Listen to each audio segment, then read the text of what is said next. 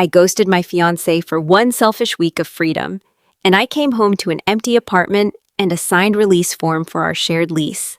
I stood at the door, suitcase still coated in Santorini dust, my pulse doing something strange between excitement and dread. The parking spot was empty. No sign of Marcus's Jeep. That was wrong. He was religious about that spot, right under the street lamp so he could see it from our window. Even during our worst fights, he never once slept away from home. I told myself it was nothing. Maybe he was out grabbing groceries. Maybe he was planning something sweet for my return. I reached under the mat for the spare key. It wasn't there. Something cold moved through my chest, but I pushed it down and told myself not to spiral. I hadn't spoken to him in 10 days. 10 days could mean 100 harmless things. I knocked, waited. Nothing. I sat down on the cold concrete steps, suitcase handle biting into my palm, and let the quiet swallow me whole. This wasn't supposed to feel like this. It was supposed to be a reset, a little distance, so I could remember who I was outside of being someone's almost wife. That's the story I told myself when I booked the flight. That's the story I told myself when I blocked Marcus everywhere. His calls, his texts, his Instagram, even his email. I didn't want apologies pulling me back before I was ready. I just wanted air. I know exactly how that sounds. I know how it must have looked from where he stood, but in my mind, it was never a breakup. It was a pause button, something we'd laugh about over wine in a few months. Our relationship wasn't falling apart. It was just quiet, too quiet. He showed up every single day, steady, dependable, endlessly patient, and somehow that steadiness started to feel like invisibility. My roommate kept saying, "You're 26, not 60. Go live a little before you sign your whole future away." So I did. For 9 days, I forgot about wedding planning and joint bank accounts. I swam in water so blue it looked fake, danced on tables with strangers, let men look at me the way only strangers can.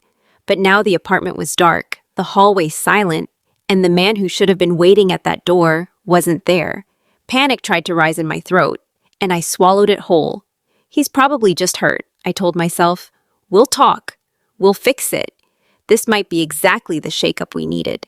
I didn't know it yet, but the space I'd carved out between us was exactly wide enough for him to walk straight through it and never look back. Marcus and I had been together for 5 years, engaged for 1. Not a flawless 5, but easy, warm, safe, almost too safe. He was the kind of man who left sticky notes on the coffee maker just to make me smile before I was fully awake. The kind who texted, "Text me when you land," and actually meant it, who never once raised his voice at me, who remembered my grandmother's birthday better than I did, and somehow I grew restless inside all of that gentleness. I started resenting how easy he was to love, how he never pushed back, how he'd just say, "Whatever makes you happy," even when part of me wanted him to want something for once. The truth I couldn't admit was that Marcus was everything I said I dreamed of, until having it made me feel trapped instead of safe. I didn't notice the cracks forming until I caught myself daydreaming about hotel rooms with no one else's name on the reservation. Not another man, just silence, just space that belonged only to me. I thought it was normal, the kind of itch every almost married woman gets. Then I made the mistake of talking about it with the wrong people. One friend said, "You went from your parents' house straight into his arms. You never even had a single girl era." Another said, "He's too good. That's why you're bored. Boredom needs a spark," so I booked a solo trip to Santorini, dressed it up as a chance to find myself again before the wedding. I told Marcus I just needed some clarity. He didn't fight me on it. He just got quiet, the way he did when something hurt him too much to say out loud. The night before my flight, he held on to me a little too long and whispered, "I'll be right here whenever you're ready to come back to me." That's exactly why I blocked him the next morning, not out of anger, but because I couldn't survive reading a single "I miss you" text and feeling the guilt claw its way back in. I muted every version of him that could reach me. Sitting in the airport lounge with a drink sweating in my hand, I stared at our last conversation. His final message read, "Are we okay? Please don't disappear on me." I hovered over it, then deleted it, not because it meant nothing, but because it meant everything, and I couldn't carry that onto the plane with me. I told myself it was temporary, that I'd come home lighter, and we'd laugh about how dramatic this whole thing felt. Instead, I didn't just shut him out that morning. I slammed a door on the one person who would have waited on the other side of it forever if I'd only left it cracked open. Santorini was stunning, almost cruelly so, the kind of beautiful that convinces you real life is optional. For the first few days, I let myself believe the fantasy completely. I danced barefoot on rooftops with people whose names I forgot by morning. I drank overpriced cocktails while the sunset did all the romantic work for me. I let a tan, charming boat instructor flirt with me until I felt 20 again, before commitment, before routine. I felt wanted in a way that had nothing to do with history or promises, and for a while, that felt like enough. But by day 3, something in me started to crack. I woke up with a heaviness in my chest. I couldn't drink or dance away. I saw an older couple sharing a gyro on a bench and thought of Marcus feeding me fries off his plate on our second date. I smelled fresh bread from a bakery and remembered the disaster of his first attempt at homemade pasta. Flour on the ceiling, sauce everywhere, both of us laughing until we cried. At night, I dreamed of him. Not the quiet background version of him, but him, the man who drove 40 minutes at 2 a.m. because I couldn't sleep and wanted to talk, who sang embarrassingly off-key in traffic just to make me laugh, who teared up saying his vows to me at the rehearsal dinner. I missed him with a force that scared me, but pride kept my thumb away from the unblock button. Then on day 6, a text from my roommate lit up my screen. Just one line. Did something happen with Marcus? His sister posted something, and it sounds bad. My stomach dropped through the floor. I opened his Instagram. Blocked. By me. WhatsApp. Blocked. Texts, calls, email. All blocked. All by my own hand. This isn't him. I whispered to no one, phone shaking in my grip. Marcus didn't disappear on people. He was the one who stayed in the room during hard conversations, who left the porch light on for me, even when I came home at 3 a.m. And now, for the first time in 5 years, he was the one who was gone. I spent the rest of that day walking the cliffside alone, watching couples argue and laugh and hold each other, and I would have given anything in that moment to be arguing with him instead, to hear him ask, "Why did you shut me out?" So I could finally answer honestly. I didn't know how to ask for space without losing you completely. But by then, it was already too late to ask. The second I stepped through our front door, the silence hit me first. Not peaceful silence, the kind that presses against your ribs. The living room looked untouched, his side of the couch still slightly worn in from years of movie nights. But his hoodie that always lived over the armrest was gone. I dropped my suitcase and ran to the bedroom, and that's when the truth landed. His side of the closet was half empty. No sneakers lined up by the door, no watch on the dresser. The cologne that used to linger on his pillow, gone completely. No note, no voicemail, no warning, just absence, loud and total. I sat on the edge of our bed shaking and called his brother. He picked up on the second ring. "You're back," he said flatly. "Where is he?" I asked. A long pause, then his voice went cold. "He waited on you for years. This actually broke him." "What do you mean, where did he go?"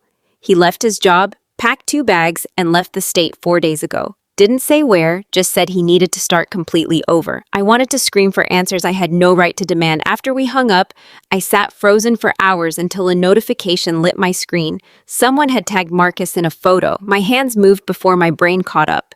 It was a woman's page, some wellness account with a caption about helping people rebuild after heartbreak. And there he was, smiling, standing next to her on a cliffside somewhere golden and unfamiliar, arms crossed, eyes crinkled in a way I hadn't seen in years. My chest twisted. Had he already moved on? Or had I just left the door open so wide that someone else simply walked through it? I didn't cry yet. Instead, I opened our shared savings account out of habit and blinked at the screen. The full balance was still sitting there. He'd transferred his half into my name completely. He hadn't taken a single dollar. Something inside me cracked open right then. The next day, an envelope arrived with no return address, just my name in his neat, careful handwriting. Inside was a letter. Not angry, not bitter, just finished. No accusations, no pleading for me to come back. It wasn't a fight, it was a goodbye. And somehow that gentleness hurt worse than rage ever could have. Because anger still means there's something left to save.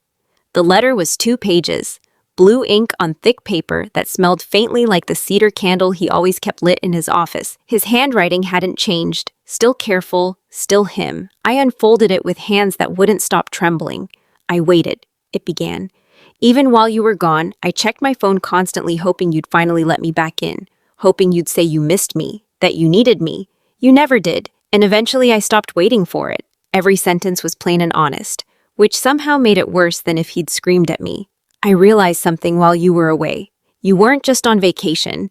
You'd already been leaving for a long time before you packed that suitcase. I just didn't want to see it. I kept reading through blurred vision. The night you left, I had a panic attack so bad I couldn't breathe. I didn't sleep or eat properly for 2 days. 3 days later, I checked myself into a retreat with no phones, no internet, just people helping me find whatever version of myself was left. That woman in the photo you probably saw by now was my grief counselor there.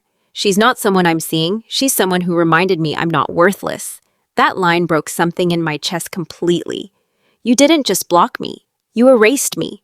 And for the first time since we met, I actually believed you didn't want me at all. I pressed the letter to my chest like holding it there could rewrite what I'd done.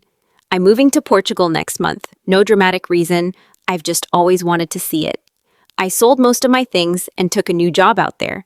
I didn't touch our savings because I don't want to owe you anything, and I don't want you to owe me either. No hard feelings. I loved you. Maybe some quiet part of me still does, but I've started loving myself more. Please, just don't do this to the next person who loves you the way I did. No signature, just white space where a future used to be. I sat at that kitchen table for hours, reading it over and over, hoping somehow a hidden line would appear, some door left slightly open. But there wasn't one. This wasn't a fight I could win back. This was the peace that only arrives when someone has completely stopped trying to be loved by you. I wasn't prepared for that kind of stillness, for the reality that I'd finally gotten exactly what I asked for, space. The cost of it was him. I'm still in our apartment, though it's just mine now. The rooms feel colder, wider somehow. Our photos still hang on the wall, smiling versions of us from better years. Except now they just watch me instead of speaking to me.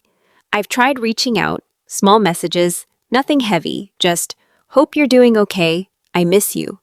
Every single one fails to send, not even marked as delivered. He didn't just block me back, he vanished completely. It's strange being on this side of it now. I was the one who begged for space, who disappeared for 10 days without explanation, who ignored his calls while a stranger poured me another drink on a beach somewhere. I told myself I was finding clarity.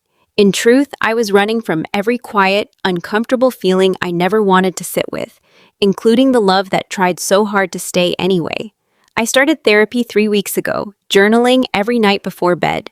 My therapist says this silence isn't a punishment. It's a mirror, reflecting back every piece of noise I refused to deal with for years. It's still hard.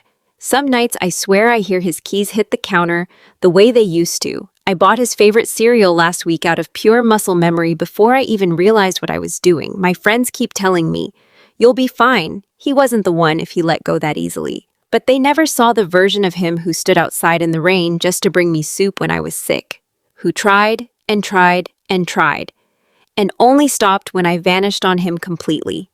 He wasn't weak for leaving. He was just tired of knocking on a door I'd welded shut myself.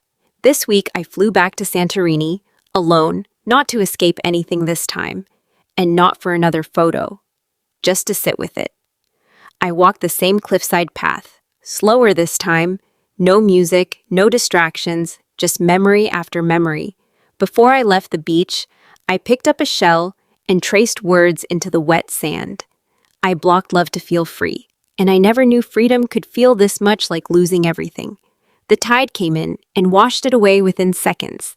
The ache didn't go anywhere at all. What do you think? Please comment your thoughts below and subscribe for more stories like this one.